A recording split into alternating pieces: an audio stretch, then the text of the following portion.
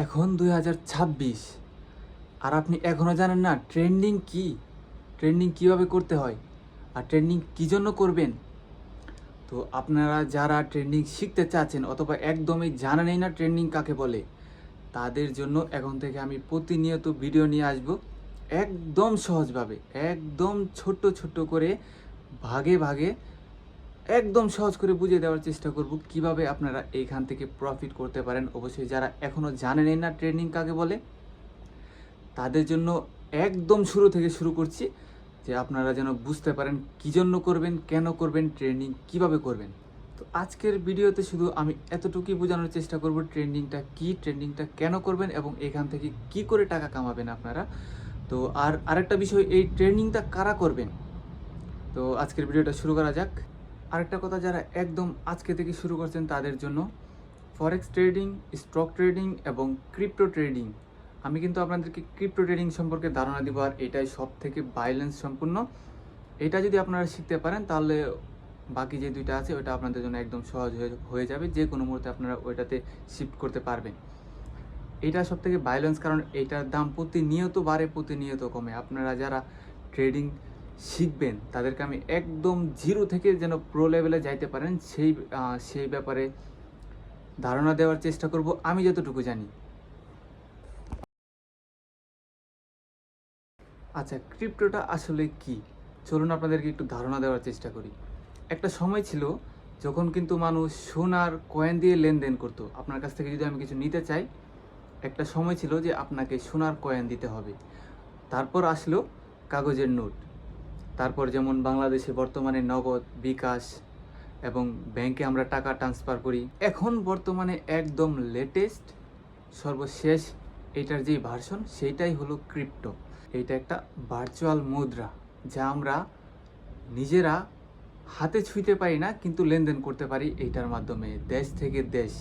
আপনি যেই কোনো দেশের যার কাছে ক্রিপ্টো লেনদেন চলে, তাহলে আমরা বলতে পারি ক্রিপ্টো হলো সর্বশেষ টাকার যে ভার্সনটা, মুদ্রার যে ভার্সনটা, সেটাই হলো ক্রিপ্টো।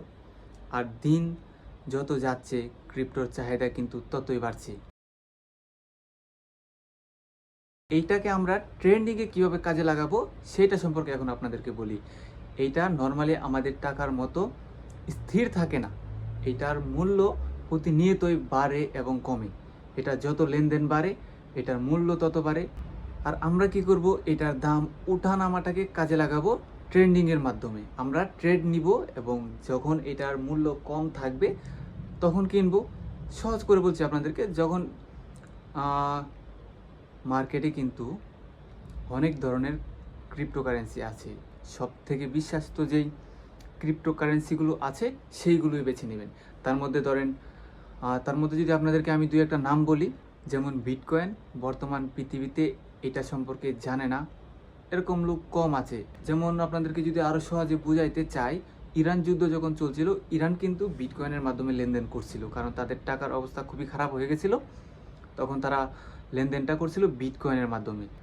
তো পুরো পৃথিবী একসময় এরকম ক্রিপ্টোর মাধ্যমে হয়তো লেনদেন চালাবে।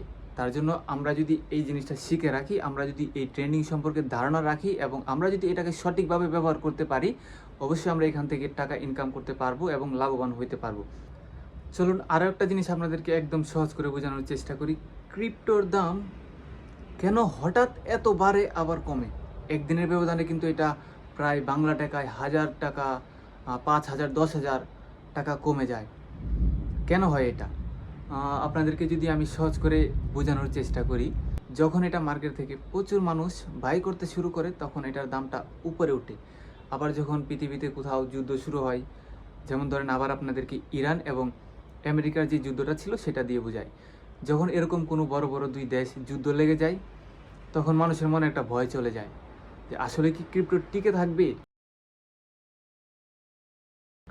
চলুন এখন আপনাদেরকে বলি, ক্রিপ্টো কি টিকে থাকবে?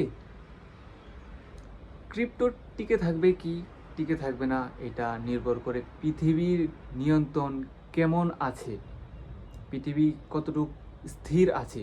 পৃথিবীতে কোথাও যুদ্ধ নেই, কোথাও হানাহানি নেই, তখন ক্রিপ্টো এক অন্য লেভেলে চলে যাবে। আবার ঠিক উল্টো হবে তখনই যদি পৃথিবীতে পারমাণবিক যুদ্ধ শুরু হয়ে যায় বা কোথাও যুদ্ধ হচ্ছে, বড় কোনো দুই দেশ যুদ্ধ করছে, তখন তখন টিকে থাকবে, কিন্তু এটার মানটা নিচের দিকে থাকবে। যতক্ষণ না পৃথিবীতে পারমাণবিক যুদ্ধ শুরু হয়ে যাচ্ছে, পৃথিবীর যোগাযোগ ব্যবস্থা, কারেন্ট, ইলেকট্রিক একদম ভ্যানিশ হয়ে যাচ্ছে, ততক্ষণ ক্রিপ্টো ভ্যানিশ হচ্ছে না। কারণ ক্রিপ্টো কিন্তু একটা ভার্চুয়াল জিনিস, যেটা কারো পকেটে জমিয়ে রাখতে পারবে না। কখন ভ্যানিশ হচ্ছে? যখন পুরা পৃথিবী ইলেকট্রিসিটির বাইরে চলে যাচ্ছে, কোথাও কারেন্ট নেই, তখন ক্রিপ্টো ভ্যানিশ।